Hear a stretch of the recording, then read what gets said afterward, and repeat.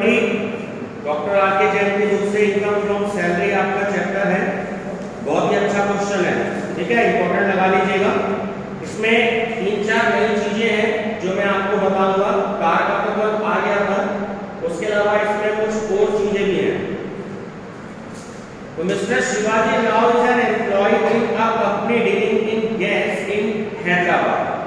Particulars of the emoluments received by him for the financial year 2020-21, ठीक है, R S follows. तो सबसे पहले heading computation of taxable salary, क्या नाम दे रखा है? शिवाजी राव ऑफ मिस्टर शिवाजी राव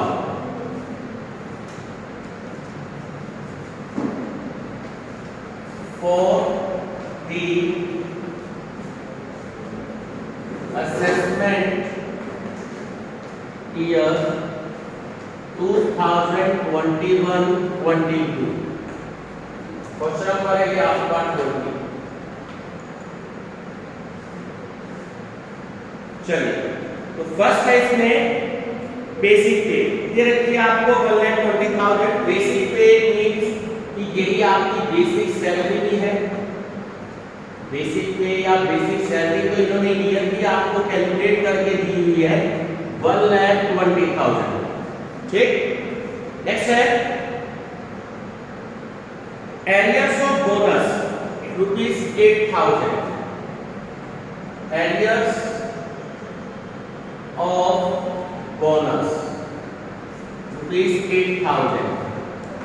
अब जैसे दशहरा आने वाला है, कुछ दिनों बाद दिवाली आने वाली है, तो अक्सर आप लोग न्यूज़ में सुनते हो कि सरकार जो है बोनस देगी। तो बोनस फिक्स नहीं होता है, जिसकी जितनी सैलरी होती है उसके हिसाब से बोनस दिया जाता है। जो रेलवे डिपार्टमेंट में है उसका बोनस अलग होगा, जो आर्मी में है उसका बोनस अलग होता है, जो सीडीए डिपार्टमेंट में है उसका बोनस अलग होता है, ठीक है। तो ये एरियर्स होता है मतलब पास का, जो टाइम बीत चुका है उस टाइम का बोनस जो है वो दिया जाएगा। नेक्स्ट है डियरनेस अलाउंस, ब्रैकेट में अंडरलाइन कर लीजिएगा, पार्ट ऑफ सैलरी। ये आपको दिया है इसमें DA 4,800। 4,800। नेक्स्ट है arrears of over time allowance, ठीक। एरियर्स ऑफ शॉर्ट में हम इसे OTP बोलते हैं, पूरा नाम होता है ओवर टाइम। ओवर टाइम का मतलब होता है कि किसी कंपनी ने या सरकार ने अपने एम्प्लॉय के लिए जितना टाइम फिक्स कर रखा है काम करने के लिए, अगर वो उस टाइम से ज्यादा अगर कोई एम्प्लॉय काम करता है, ठीक है, तो उसको ओवर टाइम बोलते हैं। अगर बैंकों में 9 से 5 का टाइम है और अगर कोई एम्प्लॉय 8 बजे तो रुक के काम कर रहा है, तो 3 घंटे एक्स्ट्रा जो वर्क कर रहा है, तो उसको हम ओवर टाइम बोलते हैं। उसका पेमेंट अलग से गवर्नमेंट उसको या कंपनी उसको पे करती है, ठीक है। ये 2016-17 में रखा है, यानी कि पास का हो गया, ठीक है, ध्यान रखेंगे। ये आपको नाम में रखा है ओवर टाइम का 10,000 रुपये।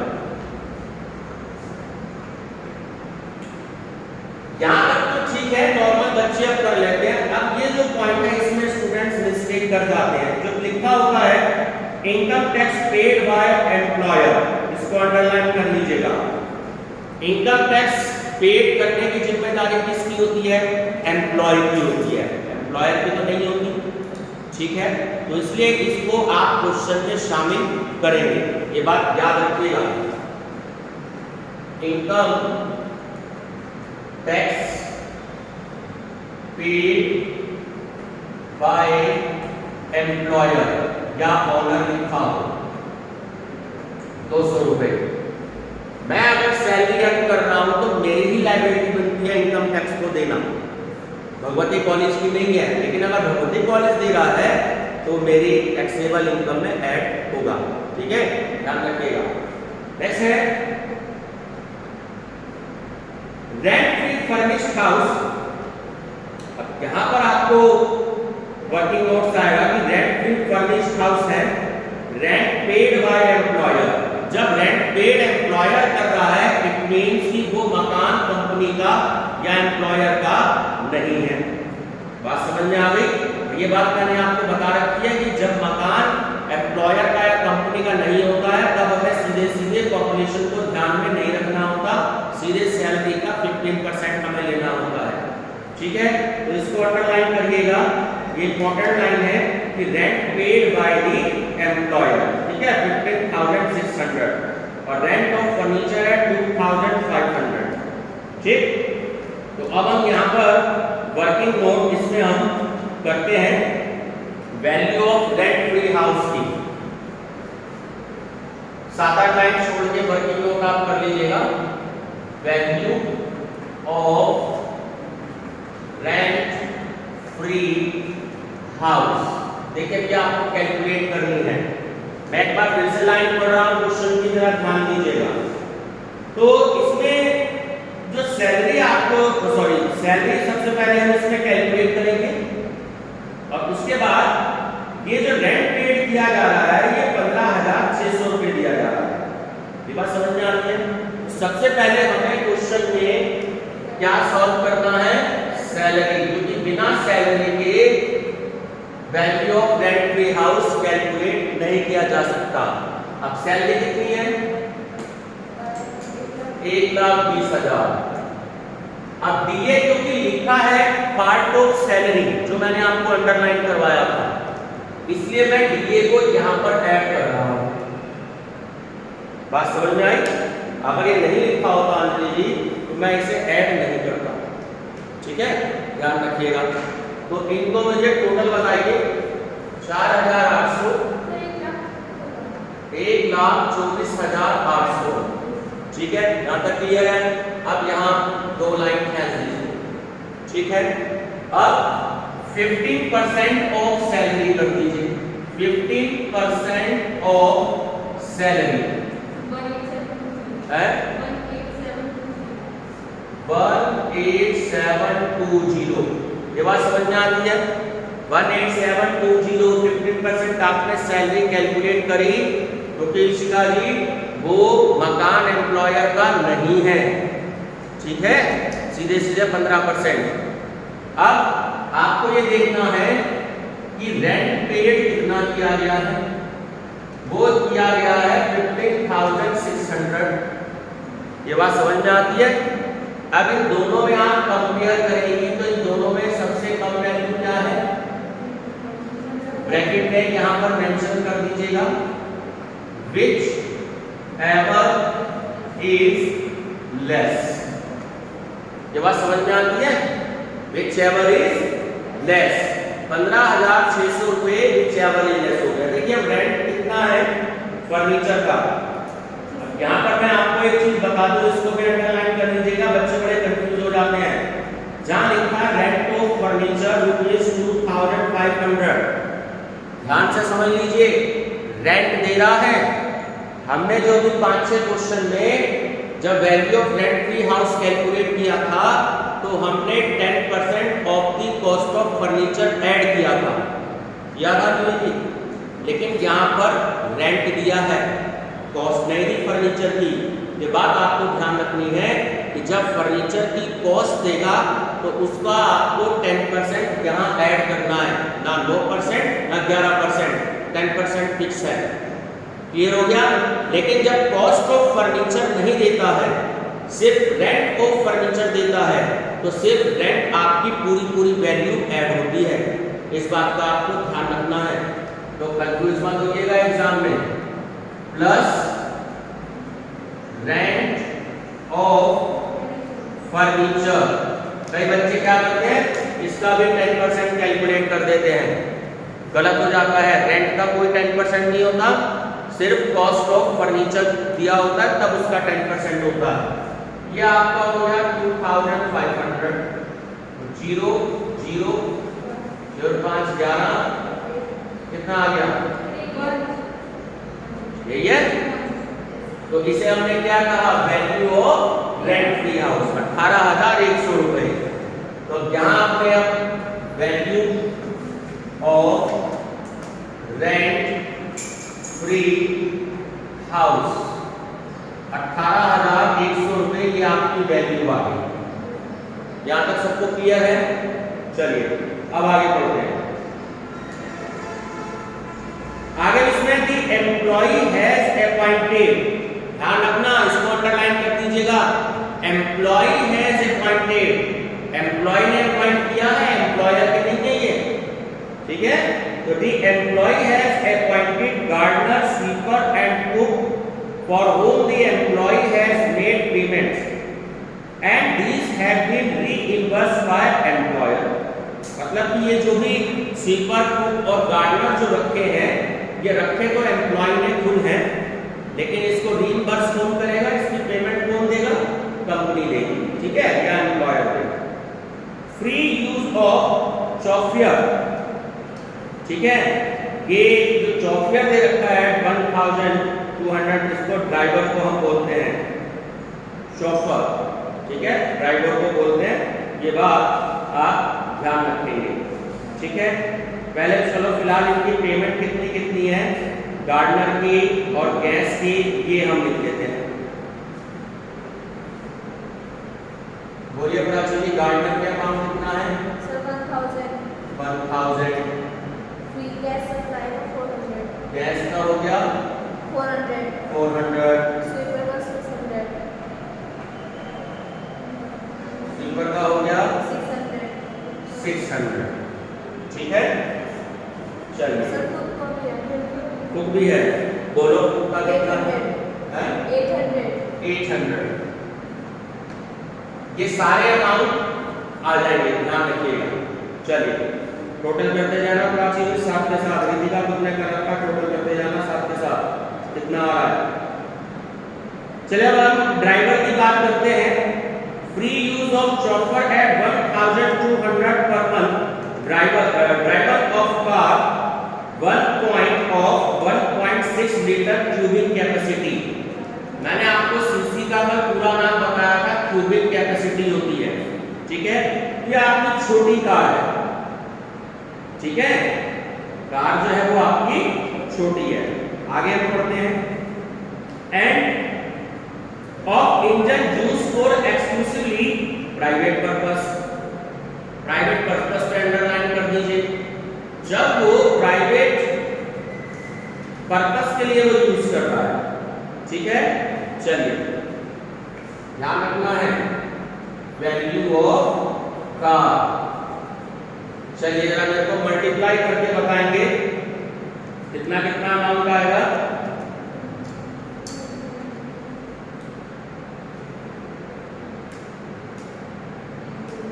सबसे पहले अच्छा इसमें आगे भी आपकी बुक में वर्किंग नोट दे रखा है, जरा वो समझ लीजिए, मैं आपको एक्सप्लेन कर देता हूँ, ठीक है। ये जो अमाउंट दे रखा है 48,900 कैसे आएगा, आगे भी लाइन पढ़ लीजिएगा। Expenditure incurred by company for maintenance of car ₹12,000, cost of car ₹2,25,000। तो थोड़ा सा आपको सावधानी देनी पड़ेगी कि जब क्वेश्चन में कार की कॉस्ट दे रखी है और ये अगर मेंशन हो कि ये सारे एक्सपेंसेस जो है वो कंपनी दे रही है, तो थोड़ा सा आपको वहां पर ध्यान रखना पड़ेगा। अब देखिए वर्किंग नोट आपकी बुक में दे रखा है, मैं बता देता हूँ। पहली बात कि कार की मेंटेनेंस में कितने रुपए आते हैं, 12,000 रुपए आते हैं, ठीक है। कॉस्ट ऑफ कार 10% जो दे रखा है ये फिक्स होता है, ये आपको अपनी तरफ से याद रखना है कि कोई भी एसेट्स होती है आपकी यहाँ पर मशीनरी से रिलेटेड, मशीनरी से रिलेटेड, तो उस पर 10% डेप्रिसिएशन चार्ज होता है, तो ये आपको याद रखना है। तो कार क्योंकि 2,25,000 की है तो उसका 10% हो गया 22,500 रुपए, ये आपको अपनी तरफ से याद रखना है, ठीक है। और लास्ट है, जैसे मैंने आपको बताया था, ये जो ड्राइवर की जो सैलरी है, ठीक है, तो 1,200 को आपने 12 से मल्टीप्लाई कर दिया तो आपने इसमें 14,400 आपको आपकी वैल्यू आ गई। ये बात क्लियर है? इन तीनों को जब आप ऐड करेंगे तब आपका ये अमाउंट आएगा 48,900। तो एक तो यहाँ पे जो वर्किंग नोट है और एक यहाँ वर्किंग नोट है, इस क्वेश्चन में ये दो चीजें बहुत इंपॉर्टेंट है। ठीक है, चलिए अब कंट्रीब्यूशन की है लास्ट लाइन इसमें, ही income from other sources rupees 50,000। तो मैं आपको बता दूं, क्योंकि ये इनकम फ्रॉम अदर सोर्सेज का आइटम है तो इसलिए यहाँ पर हम इसको नहीं लेंगे। ध्यान रखिएगा, हम केवल सैलरी की कैलकुलेशन कर रहे हैं तो इसलिए सैलरी से रिलेटेड ही हमें वैल्यूज लेनी है। इनकम फ्रॉम अदर सोर्सेज का जब चैप्टर आएगा तो इसकी बात हम वहां बाद में करेंगे। Last line, he contributes to a recognized provident fund 15,660 and his employer contribute an equal amount। ठीक, चलिए employer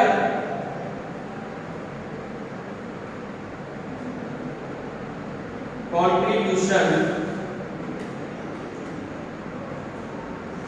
in recognized provident fund कैसे कैलकुलेट करेंगे लिखिएगा ये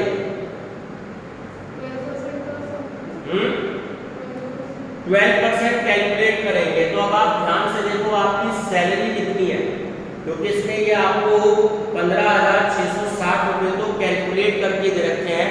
हमने जो 2-3 क्वेश्चन में किया था कल भी, तो मैंने बताया था कि 12% तक एग्जाम होता है।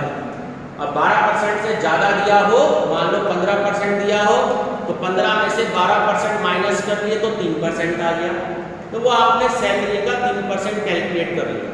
लेकिन यहाँ तो 15,660 रुपए आपको कैलकुलेट करके दे रखे हैं। अब कैसे सॉल्व करोगे? अब उसका तरीका ये है, ये जो सैलरी थी यहाँ पर है सैलरी, इस सैलरी का आप 12% कैलकुलेट करके बताइए कि कितना अमाउंट आ रहा है? अब माइनस कर दो जो अमाउंट आपको दे रखा है।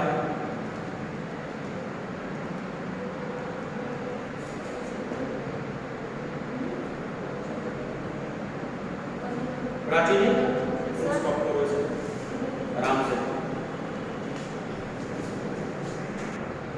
1,24,800 का आपने 12% कैलकुलेट किया तो आपकी वैल्यू आई 14976। ठीक है, ध्यान रखना। और क्वेश्चन में आपको जो दे रखी है वैल्यू, वो दे रखी है 15660। तो 15660 में से 14976 आपने माइनस कर दिया तो वैल्यू सॉल्व करके आई 684। तीसरी गलती यहां पर होती है इस क्वेश्चन में। अब इसमें भी एक बात ध्यान दे लीजिएगा, अगर 12% सैलरी, ठीक है, ये तो आती है ज्यादा और क्वेश्चन में 15,660 रुपए हो गए कम, तब निकालेगा। ये बात ध्यान रख लेना, कंट्रीब्यूशन का अमाउंट तो है ज्यादा और आपने 12% वैल्यू कैलकुलेट करी तो ये अमाउंट आ रहा है कम, तभी तो माइनस करोगे। अब यहाँ पे अमाउंट आ जाए 18,000 और ये दे रखा 15,660 को कैसे माइनस करोगे? तो माइनस नहीं कर सकते। तो इस बात का आपको ध्यान रखना है। ठीक है, चलिए अब मुझे इसका टोटल बताइए।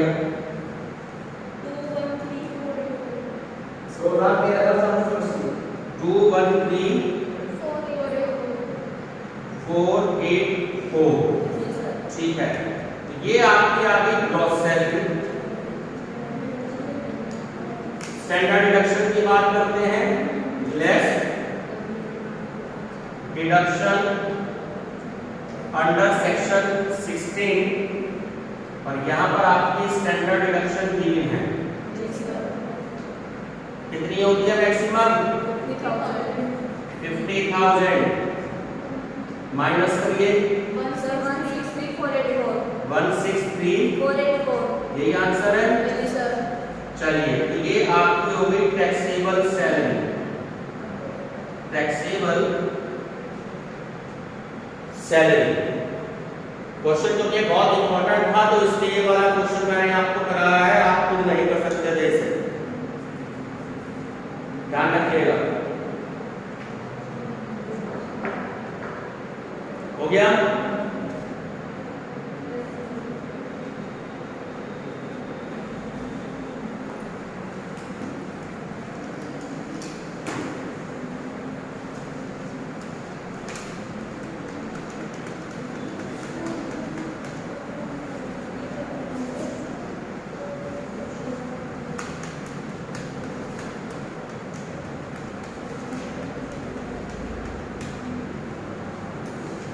चलिए नेक्स्ट क्वेश्चन की बात करते हैं।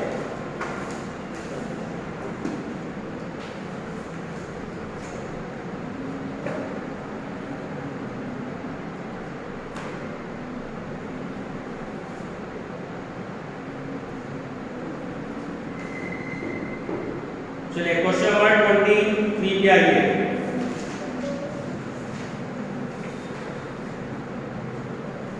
बहुत ही अच्छा क्वेश्चन है, कुछ दो तीन नई चीजें आएंगी, ये मैं आपको कराऊंगा। The following particulars of Mrs. Anjana Sharma income, ये आपके यहाँ पर मिसेस अंजना शर्मा।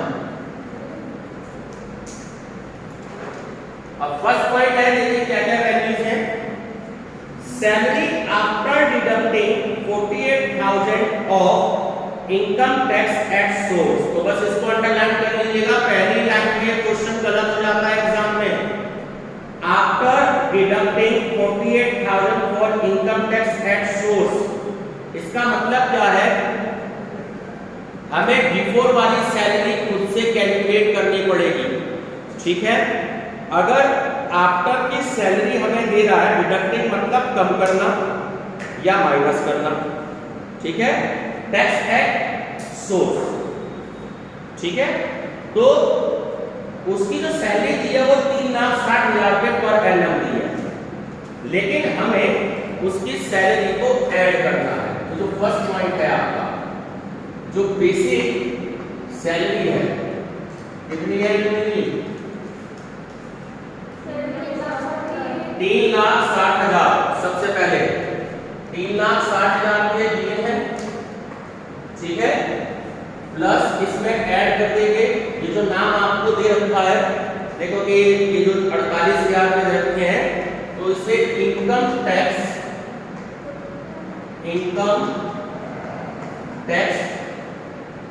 डिडक्टेड के नाम से 48,000 बचेगा। सोचते हैं ये डिडक्ट किया हुआ है, तो 3,60,000 रुपये या तो ले लेते हैं, 3,60,000 में से 48,000 रुपये माइनस कर देते हैं, क्वेश्चन वही गलत हो जाता है पहले ही पॉइंट पर। तो ध्यान रखेंगे कि जब भी कभी इस तरीके की आपको सैलरी गिवन है आफ्टर डिडक्टिंग, तो आप उसको उसमें प्लस करेंगे, आपको बिफोर वाली सिचुएशन यहाँ पे करनी है, ठीक है। चलिए सेकंड है डियरनेस अलाउंस, अंडरलाइन कर दीजिएगा, under the terms of employment दे रखा है। तो सेकंड नंबर पे आपका डीए हो गया, वो दे रखा है यहाँ पर आपका 42,000, ठीक, यहाँ तक सिचुएशन ठीक है। थर्ड नंबर है एजुकेशन अलाउंस फॉर 3 चिल्ड्रन। चलिए इसे प्राची जी मुझे आप बताएंगे, 15,700 रुपए दे रखे हैं, पूछना तो वैसे साबित से था मेरे को, पढ़ना है आजकल घर में, एजुकेशन अलाउंस बताइए कैसे कैसे इसे माइनस करना है।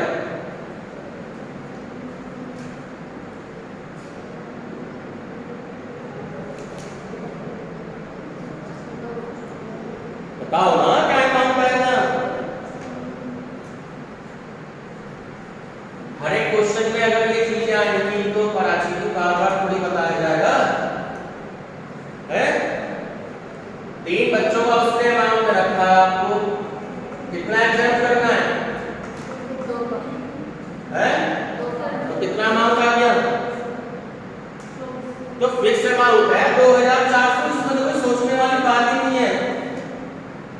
जब 100 रुपए है एक चिल्ड्रन का और 12 महीने की हो गए तो 1200 रुपए, और 3 बच्चों का उसने दे रखा है, 2 बच्चों का सरकार एग्जाम करती है, तो 1200 को 2 से मल्टीप्लाई करोगे तो 2400 रुपए आ गया। सीधी सी बात है, कोई सोचने वाली बात ही नहीं है इसमें। बोलो माइनस करके क्या होगा? 13,000। इसको याद रखना कि अगर 2 बच्चों से ज्यादा क्वेश्चन में दे रखा है सीधे सीधे 2400 या माइनस हो जाएगा। इसमें कोई इफेक्ट बट वाली बात ही नहीं है कि दिमाग में बहुत जोर डालो। हॉस्टल के 300 रुपए होते हैं और एजुकेशन अलाउंस के आपके 100 रुपए होते हैं पर मंथ। तो अगर 2 बच्चे दे रखे हैं वहां पर तो 7,200 रुपए हो जाएगा हॉस्टल के, और एजुकेशन अलाउंस होगा तो 2,400 हो जाएगा। चलिए आगे देखते हैं 4th point. Medical allowance in bracket actual medical expenditure 14,000 और 37,200। तो यहाँ पे ये बात आपको ध्यान रखनी है कि जो मेडिकल अलाउंस है तो ये जो एक्चुअल का जो दे रखा है इसमें इससे कोई मतलब नहीं होता। जो आपको अमाउंट दे रखा है 37,200 पर मंथ, आप सिर्फ वही वैल्यू लेंगे। ठीक है, चलिए नेक्स्ट है rent free house in Hathras. तो हाथरस है the company paid ₹8,000 per month as rent. तो फिर से वही सिचुएशन है जो हमने अभी कैलकुलेट करी थी। The house is furnished at the rent of the furniture is ₹25050 per annum. तो value of rent free furnished house calculate करना है। ठीक, चलिए अगली बताइएगा। सबसे पहले मुझे सैलरी बता दीजिए कि कितनी आएगी। तुम छोड़ो, हाँ भाई साहब बताओ सैलरी कितनी है, कैलकुलेटर ले लो हाथ में, टोटल बता दीजिए कि कितना आएगा। अब ध्यान से समझ लो, सैलरी भी आनी है, डीए टर्म्स ऑफ एम्प्लॉयमेंट है ये भी आएगा, मेडिकल अलाउंस भी आएगा और एजुकेशन अलाउंस भी आएगा। इन सबको ऐड करके बताइए कि कितना अमाउंट बैठ रहा है आपका। अच्छा ठीक है, 500 और 500। ये बात क्लियर हो गई। ये है आपकी सैलरी। डबल लाइन में इसलिए ड्रॉ कर देता हूं कि इसका कोई मतलब नहीं होता फिर बाद में। ठीक है, जो हम टोटल करेंगे वो सब इसके बाद होगा। अब आपको ये ध्यान देना है, जो मैंने आपको अभी बताया उसने लाइन दी है कि कंपनी पेड ये रखा है द कंपनी पेड, यानी कि कंपनी जो है वो रेंट दे रही है 8,000 रुपए पर मंथ। ठीक, तो जब 8,000 रुपए पर मंथ दे रही है तो हमें पॉपुलेशन को ध्यान में नहीं रखना, सीधे सीधे सैलरी का 15% लेना है।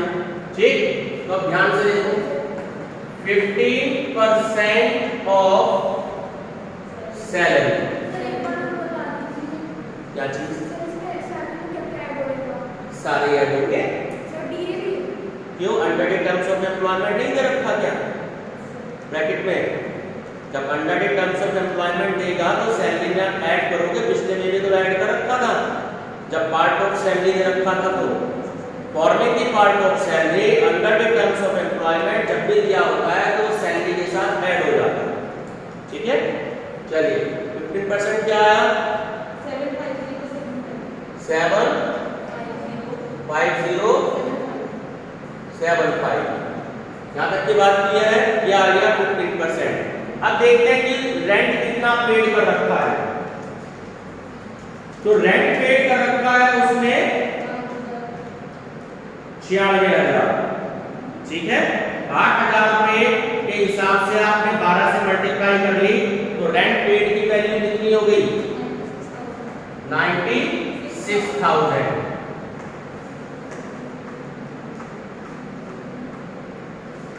Whichever is less, अब ध्यान दीजिएगा, फिर से लिख रहा हूं ब्रैकेट में, whichever is less। तो अब इन दोनों में 750 75 आपका अमाउंट आ गया। ठीक है, अब ये बताएं मुझे, देखिए कि यहाँ पे रेंट ऑफ फर्नीचर कितना गिवन है क्वेश्चन में। इस क्वेश्चन में भी देखो रेंट ऑफ फर्नीचर दिया है, कॉस्ट ऑफ फर्नीचर नहीं दे रखा। अगर कॉस्ट ऑफ फर्नीचर देता तो मैं 10% ऐड कर देता। ठीक है, तो रेंट ऑफ फर्नीचर दे रहा है तो पूरी वैल्यू यहाँ पर ऐड हो जाएगी। रेंट ऑफ फर्नीचर कितना है, 25050। चलिए टोटल बताइए, 100। तो ये आपका अमाउंट आ गया। ठीक है, तो पहली गलती क्वेश्चन में यहां हो जाती है सैलरी में। सर आपने 1 लिखा, मैंने कहा 100। अच्छा 100, और ठीक है, दूसरी मिस्टेक यहां पर होती है। तो value of rent free house 100,125। ये बात क्लियर है। चलिए आगे बढ़ते हैं।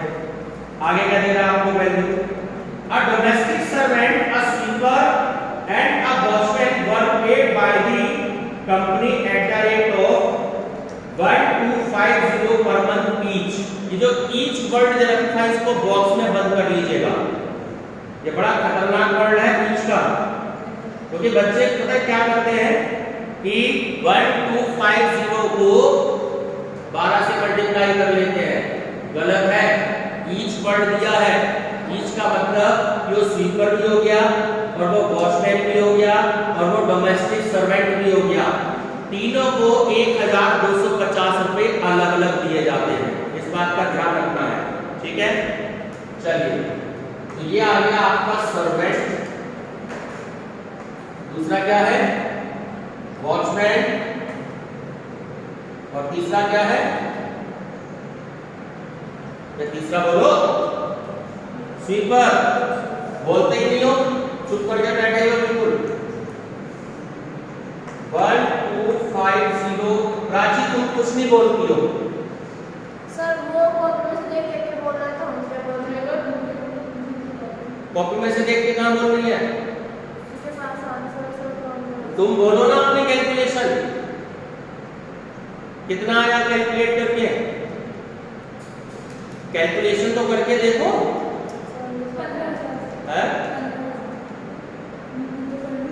15,000। 1250 into 12, 1250 into 12, तो 15,000 इधर।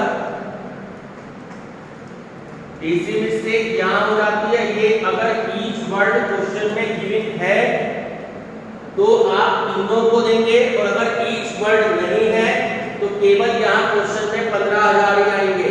इसका आपको ध्यान रखना है। ठीक है, चलिए 7 पॉइंट क्या है,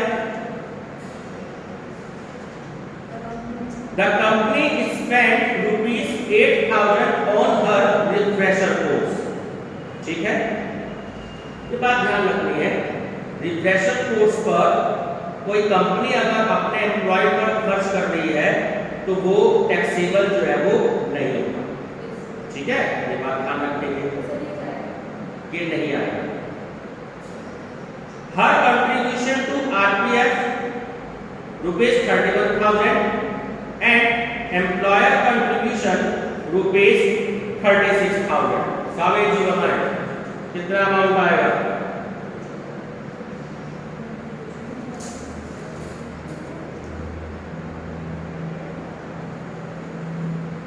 कितना अमाउंट लेंगे हम, आएगा नहीं आएगा,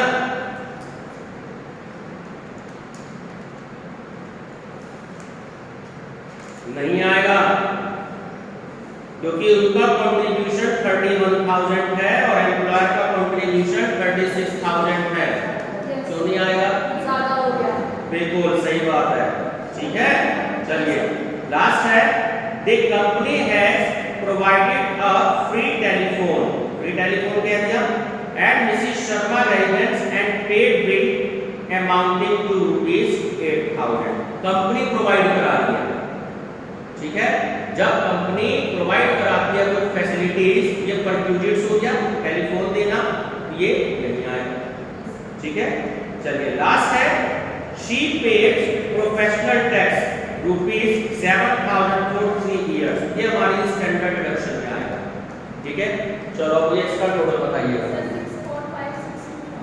645,625 ये हो गई आपकी gross salary less deduction under section 16। तो दो डिडक्शन हो गई उसमें, पहली हो गई आपकी स्टैंडर्ड डिडक्शन